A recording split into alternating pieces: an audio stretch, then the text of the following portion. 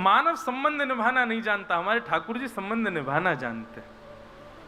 आप बनाओ तो सही, निभावे की जिम्मेवारी उन पर ही छोड़ दी हो, वो निभावेंगे। आप बस संबंध बना लो और संबंध बना करके बस ये प्रस्तुत कर देना प्रमाणित रूप से कि हाँ ठाकुर जी ये संबंध हमारा है आपसे, और वो प्रतीक्षा करना प्रमाणित ठाकुर जी करेंगे उसको।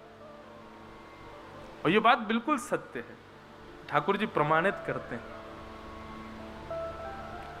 अनेक लीलाएं हैं, अनेक कथाएं हैं। कहीं गुरु रूप में, दक्षिण भारत में हमारे गुरु परंपरा में, श्री रामानुज गुरु परंपरा में हमारे रामानुजाचार्य जी के ठाकुर जी से 4 संबंध हैं, पिता, पुत्र, गुरु और शिष्य। ठाकुर जी उनको अपना पिता भी मानते हैं, रामानुजाचार्य जी को। ठाकुर जी उनको अपना गुरु भी मानते हैं, ठाकुर जी उनको अपना पिता भी मानते हैं, ठाकुर जी अपना पुत्र भी मानते हैं। चारों संबंधों में विद्यमान। तो दक्षिण में एक ठाकुर जी का स्थान था संपत कुमार भगवान, अभी भी है संपत कुमार भगवान। तो संपत कुमार भगवान जो थे, कोई मुगल शासन के समय पर कोई मुगल गया और मुगल जाकर के जैसे ही मंदिरों में जाते थे तोड़ फोड़ मचाने के लिए, तो मुगल जैसे ही वहां गया, संपत कुमार भगवान को मुगल की छोटी सी कन्या ने जैसे ही देखा, उसको लगा ये बहुत बढ़िया गुड्डा है, मेरे लिए ले चलो। राजा तो, मुगल तो अपने समय में कुछ भी करते थे, और बेटी की प्रसन्नता के लिए संपत कुमार भगवान को मंदिर से निकाल करके वो दिल्ली ले आए, और बेटी अपने पास रखती, ये मेरा गुड्डा है, उसी को नहलाती खिलाती पिलाती, उसी के संग रहती। वो तो साक्षात ठाकुर जी हैं। एक दिन रात्रि में रामानुजाचार्य जी शयन कर रहे थे, संपत कुमार भगवान स्वप्न में प्रकट हो गए। प्रकट होकर बोले, तुम आराम फरमा रहे हो, आनंद कर रहे हो, और यहाँ पे हमको ये मुगल लोग ले आए हैं गुड्डा समझ करके, इनकी बेटी हमारे संग में ऐसे खेलती है जैसे गुड्डा गुड़िया का खेल। ठाकुर जी, रामानुजाचार्य जी बोले, भगवान आज्ञा करो, क्या करें? बोले, आज्ञा क्या करें, जल्दी आओ, हमको लेके जाओ यहां से।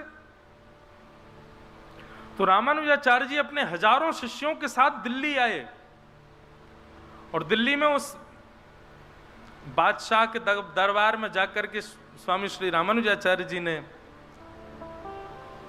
निवेदन किया, हमारे ठाकुर जी को तुम्हारी बेटी गुड्डा मान करके अपने संग ले आई है। हमारे ठाकुर जी हैं, वो कोई गुड्डा गुड़िया नहीं है, उनको हमको वापस कर दो। और जो मुगल राजा था वो कहने लगा, बोले कि मैं कैसे मानूं वो तुम्हारे ठाकुर जी हैं। और भाई तुम लोगों के यहाँ तो ऐसा भाव है ना कि ठाकुर जी किसी से ज्यादा रीझ जाए तो उसके पास चले भी जाते हैं, खा भी लेते हैं, पी भी लेते हैं, आनंद करते हैं। यदि तुम्हारे ठाकुर जी हैं तो तुम यहीं खड़े खड़े बुला दो, वो अपने आप कमरे से निकल के आ जाएं। यदि वो आ जाएंगे तो तुम ले जाना, और यदि वो नहीं आए तो चुपचाप यहां से चले जाना। ठाकुर जी को वो जो भी हैं वो यहीं रहेंगे, मेरी बेटी खेलती है उनके साथ। रामानुजाचार्य जी वहीं बैठ गए, नेत्र बंद करके ध्यान किया संपत कुमार भगवान का, और कहा, हम हजारों किलोमीटर पैदल चल करके दिल्ली तक आ गए हैं, अब आप कृपा करो, आप कक्ष से निकल करके बाहर आ जाओ, अपनी प्रभुता प्रस्थापित करो, चलो हमारे साथ। नेत्र बंद करके प्रार्थना की तो ठाकुर जी उनके चित्त में आकर के कहने लगे, बोले, ये कलयुग है, और कलयुग में मैं अर्चक के अधीन होता हूं। अर्चक चाहेगा तो सोऊंगा, अर्चक चाहेगा तो उठूंगा, अर्चक खिलाएगा तो खाऊंगा, अर्चक नहलाएगा तो नहाऊंगा। मैं अपने योग बल से कुछ नहीं करता हूं, मैं अर्चक के अधीन होता हूं। आप ही कक्ष में आइए, मुझको लेकर के जाइए। और जब ठाकुर जी इतना प्रवचन सुनाने लगे तो रामानुजाचार्य जी को गुस्सा आ गया ठाकुर जी पे। बोले, हम इतने 1000 किलोमीटर पैदल चल के आ गए, वैसे आपको कुछ भी करना हो तो उसमें कोई विधान नहीं आपका है, बलि के यहाँ जाके 2 पग से 3 लोक नाप लेते हैं, खुद के मन में आ जाए तो कुछ भी करोगे, लेकिन हम कह रहे हैं तो अब आप यहाँ पे आकर के, मैं तो अर्चक के अधीन हूँ, वो चाहेगा तो ही चलूंगा, वही चाहेगा तो ही करूंगा, बैठे रहो यहीं पे, हम जा रहे हैं वापस यहाँ से। ठाकुर जी पर जब थोड़ा क्रोध किया तो ठाकुर जी को ऐसा भाव आया कि ये मेरे पिता हैं और मैं इनका पुत्र हूं, और उसी भाव से देखते ही देखते बादशाह के सामने अपने आप संपत कुमार भगवान की प्रतिमा चल करके आई मूर्ति, और कमरा से बाहर आकर के श्री रामानुजाचार्य जी की गोद में आकर के विराजमान हो गया। रामानुजाचार्य जी ठाकुर जी को हृदय से लगाए, बादशाह भी नतमस्तक हो गया और रामानुजाचार्य जी ठाकुर जी को लेकर के आए, पुनः मंदिर में स्थापित किया, उनका प्राण प्रतिष्ठा हुई। प्राण प्रतिष्ठा महोत्सव के बाद देखा तो वो राजा बादशाह जो था वो अपनी सेना और अपनी पुत्री के साथ द्वार पर खड़ा था। रामानुजाचार्य जी बोले, आप क्यों आए हैं? बोले, महाराज मेरे जीवन में मेरी सबसे बड़ी प्रसन्नता केवल मेरी बेटी की प्रसन्नता, और जब से आपके ठाकुर जी चले गए मेरी बेटी बहुत रोती है, आप कृपा करो भगवान, मेरी पुत्री को एक बार उनका दर्शन करा दो। रामानुजाचार्य जी उस बालिका को दूर मंदिर के दूर से ही, जैसे ही गर्भगृह में बैठे संपत कुमार भगवान को दिखाया, ठाकुर जी के मुख पर मुकुट देख करके, शंख चक्र गदा पद्म चतुर्भुज रूप में ठाकुर जी का दर्शन करके, उस बादशाह की जो पुत्री थी उसने वहीं प्राण त्याग दिए ठाकुर जी को देखते देखते। रामानुजाचार्य जी के चित्त में भाव आया, बोले कि ये ठाकुर जी को नहीं, ठाकुर जी इसको स्वीकार कर चुके हैं। और तभी उन्होंने टर्की अंबा, वो टर्की का था राजा, तो आज भी दक्षिण में मां को अंबा बोलते हैं, अंबा बोलते हैं, तो टर्की अंबा करके छोटा सा विग्रह ठाकुर जी के बगल में स्थापित किया उस बादशाह की पुत्री का। और आज भी साल में एक दिन आता है, उस दिन ठाकुर जी का उस कन्या से विवाह होता है, और ठाकुर जी उस दिन पठानी कपड़े पहनते हैं, क्योंकि वो टर्की के बादशाह की पुत्री है। मैं दर्शन तो नहीं किए लेकिन मैंने कथा सुनी है। तो मैं क्या कहना चाहता हूं, आप संबंध बनाओ, निभाने की जिम्मेवारी ठाकुर जी पे छोड़ो, वो निभाएंगे और ये निश्चित निभाएंगे। ठाकुर जी बड़े दयालु, ठाकुर जी बड़े कृपालु।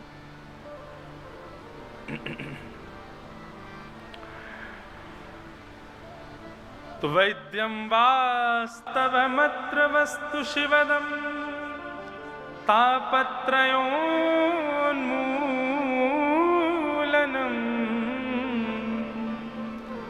श्रीमद्भागवते महामुनिकृते किं वा परैरीश्वरः सद्यो हृद्यवरुध्यते त्रिकृतभिः शुश्रूषुभिस्तत्क्षणात्।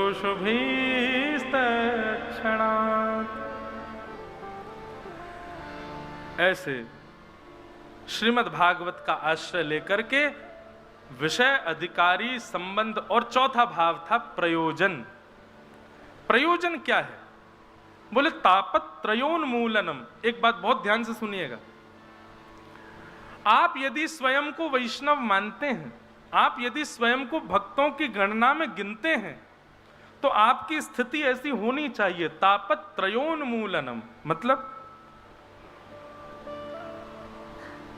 फिर जितने भी ताप हैं उन तापों से आपको संकट नहीं होना चाहिए, आपको पीड़ा नहीं होनी चाहिए। बंधुओं, भक्त का मतलब केवल भेषधारी हो जाने से नहीं होता है। भक्त का मतलब बहुत कथाएं और बहुत अध्ययन करने मात्र से नहीं हो जाता है। आपके स्वभाव में दिखना चाहिए कि आप भक्त हैं। और स्वभाव में सबसे सुदृढ़ता क्या है, क्या दिखना चाहिए? कैसी भी स्थिति परिस्थिति हो, आपको उससे कोई फर्क ना पड़े, तब समझो कि आप वैष्णव। माफ कीजिएगा, दाल खाते समय यदि नमक कम आपको पता चल जाता है तो आप भक्त नहीं हो। रोटी पाते समय आपके मन में ये भाव आ जाता है, अरे राम राम ठंडी सी हो गई है, तो समझो अभी आप भक्त नहीं हो। रबड़ी खाते समय यदि आपको इतना भान हो जाता है कि इसमें मिठास कम है, तो अभी आप भक्त नहीं हो। मैंने तो केवल जीव की बातें करी हैं, प्रत्येक इंद्रिय के प्रति यह भाव होना चाहिए। चलो देखो, अब आप कहोगे महाराज खुद तो 2 एसी लगा के बैठे, हमको समझा रहे हैं, आके देख लो, इनमें से हवा कुछ नहीं आ रही है, बल लगे हुए हैं ये। पर सत्य बताएं, गर्मी का अनुभव कब तक होता है? जब तक कथा शुरू नहीं हो जाती। जैसे ही बोलना प्रारंभ करते हैं, उसके बाद सही बता रहे हैं, हमको पता ही नहीं चलता कि यहां से हवा आ रही थी कि नहीं, कहीं से पसीना आ रहा था। और तो और क्या बताएं, हमको संसार में सबसे ज्यादा भय केवल एक वस्तु से लगता है, और मैं काम कर रहा हूं कि उस भय से मैं जल्दी निवृत्त हो जाऊं। और वो भय है, मुझको छिपकली नहीं दिखनी चाहिए बस। वो अगर दिख जाए तो मैं, लेकिन व्यासपीठ पे कई बार वो भी दिखी है। और कथा करते करते, ये मॉनिटर रखे रहते, इसके ऊपर ही बैठी थी, 4 घंटा बैठी रही और मैंने कथा करी प्रेम से। ये बात तो अनुभव में आई कि जितनी देर भगवत सन्निधि में रहते हैं उतनी देर संसार का भय हो, संसार का सुख हो, संसार की किसी भी प्रकार की व्यवस्था, अवस्था, अव्यवस्था आपको विचलित नहीं करती है। परंतु भगवत संबंधी नहीं, हर स्थिति में हम ऐसे हो जाएं, हमको किसी भी प्रकार की किसी भी अव्यवस्था व्यवस्था से कोई प्रभाव हमारे ऊपर ना हो, तब समझो हम भक्त हैं, हम वैष्णव हैं,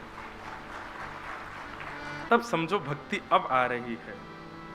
हाँ, इसका मतलब ये नहीं है कि प्याज लहसुन नहीं खाते, कहीं प्याज लहसुन का मिले तो महाराज जी तो